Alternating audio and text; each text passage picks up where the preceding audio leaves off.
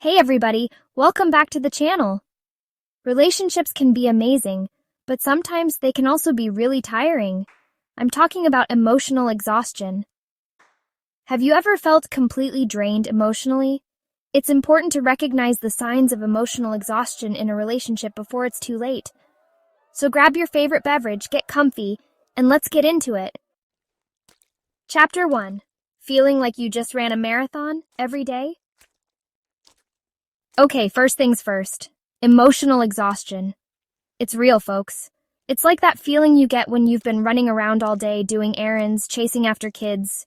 You know, the usual craziness. But instead of your body being tired, it's your emotions that are worn out. And it can be tough to pinpoint because it's not always obvious. One of the biggest signs is this constant feeling of fatigue. And I'm not talking about the kind of tired you feel after a good workout or a night out with friends. This is different. It's like no matter how much sleep you get, you just can't seem to shake this feeling of utter exhaustion. It's like your emotional battery is stuck on, like 2%. You wake up in the morning and you're already dreading the day. Not because you have anything particularly bad going on, but just because you feel emotionally drained, even before the day has really begun. This feeling can linger throughout the day, making even the simplest tasks feel overwhelming. It's like you're carrying around this invisible weight on your shoulders. So if you're feeling this constant fatigue, don't brush it off. It might just be a sign that you're emotionally exhausted in your relationship. Chapter 2. Remember the good old days? Yeah, me neither. Alright, let's move on to another sign of emotional exhaustion. Losing interest in things you used to love. You know, those hobbies and activities that used to light you up? Emotional exhaustion can throw a wet blanket on those too. Remember how excited you used to get about your Friday night movie marathons? Or those long walks in the park, hand in hand? Well, when you're emotionally spent, even the things you once looked forward to can start to feel, well, kind of blah. It's like the color has been drained from your world, leaving everything feeling dull and gray. You might find yourself making excuses to avoid certain activities or spending less and less time doing the things you used to love. And this can be really isolating, both for you and your partner. It can create distance in the relationship, making it feel like you're living separate lives, even when you're in the same room. It could simply be a sign that you're emotionally exhausted and you need to find a way to recharge. Chapter 3. Hold on to your hats, folks, because things are about to get spicy. Okay, who here has a short fuse? Don't worry, I'm right there with you. But seriously, if you find yourself getting irritated more easily than usual, especially by your partner, it might be another sign of emotional exhaustion rearing its not-so-pretty head. Your partner forgets to put the milk back in the fridge for the 100th time, or they leave their socks on the floor, again. And suddenly you're ready to launch into a full-blown lecture about the importance of common courtesy and basic hygiene. And it's not just the little things.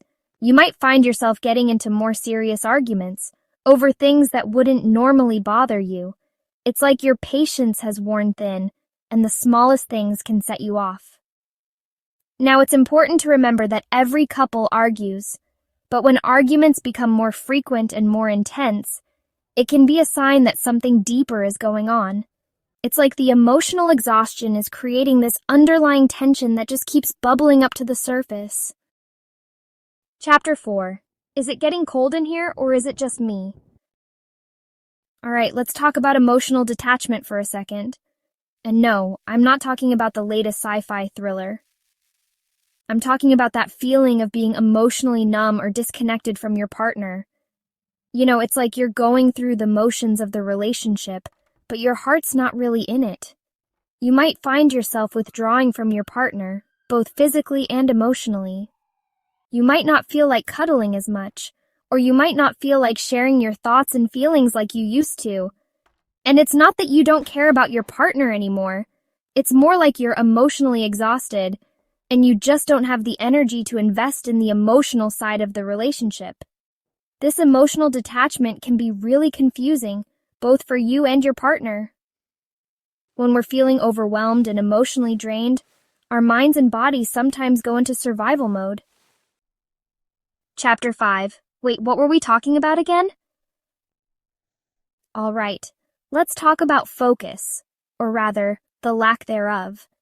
When you're emotionally exhausted, it can feel like your brain is constantly running on fumes. You might find it difficult to concentrate on even the simplest tasks. Reading a book? Forget about it. Following a recipe? Good luck with that. It's like your brain is stuck in this constant state of mental fog, making it nearly impossible to focus on anything for an extended period. And it's not just work or hobbies that are affected. You might also find it difficult to make decisions, even small ones. This lack of focus can actually make your emotional exhaustion even worse. Chapter 6. When your body's saying help, but your mouth can't find the words.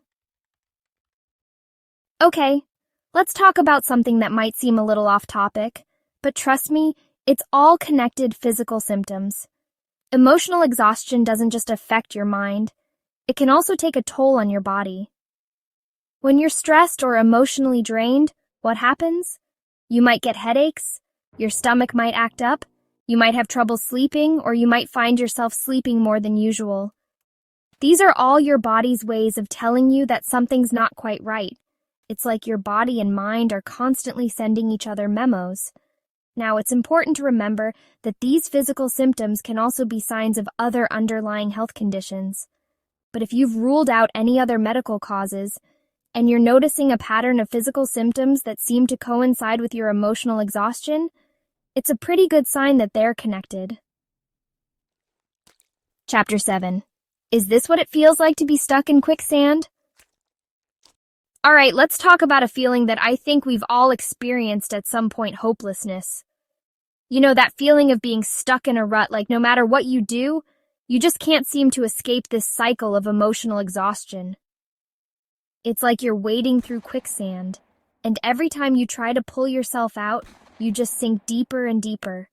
You might start to doubt yourself, your partner, and even the future of your relationship. You might find yourself thinking, what's the point?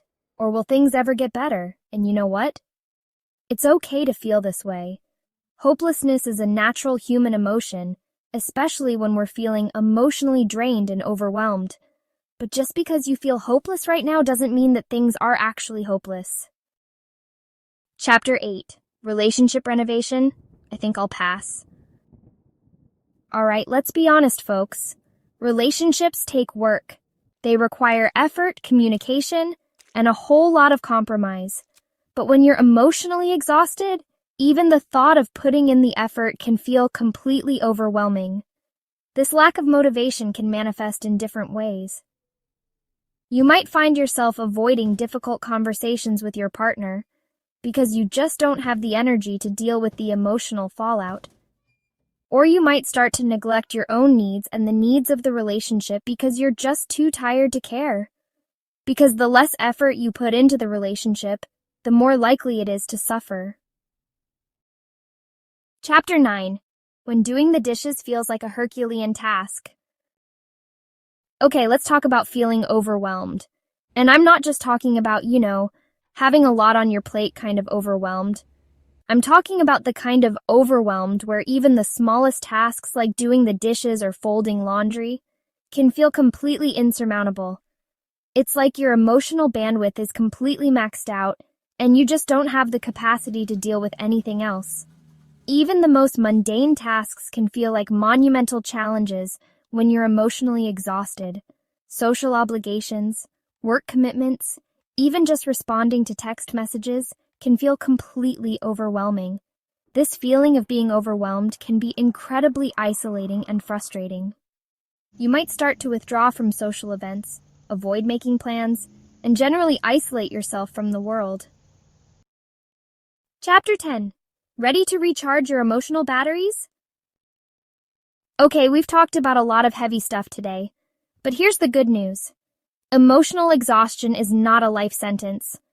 There are things you can do to recover and bring that spark back into your relationship. First things first, talk to your partner. Communication is key in any relationship. but it's especially important when you're feeling emotionally exhausted. Let your partner know how you're feeling, what's been weighing on you, and what you need from them. And don't be afraid to seek professional help. A therapist can provide a safe and supportive space for you and your partner to work through your issues and develop healthy coping mechanisms. Now, let's talk about self-care. Remember that emotional exhaustion is often a sign that you've been neglecting your own needs. So make time for activities that bring you joy and help you recharge. Whether it's taking a long bath, reading a good book, or spending time in nature, make self-care a non-negotiable part of your routine. If you recognize yourself or your relationship in any of the signs we discussed today, please take it seriously. It's not weak to admit you're struggling.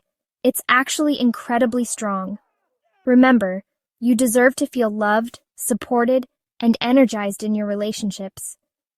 Recovery is possible, but it takes courage to acknowledge the issue and take those first steps towards healing. Thank you so much for joining me today. And as always, be kind to yourselves and each other.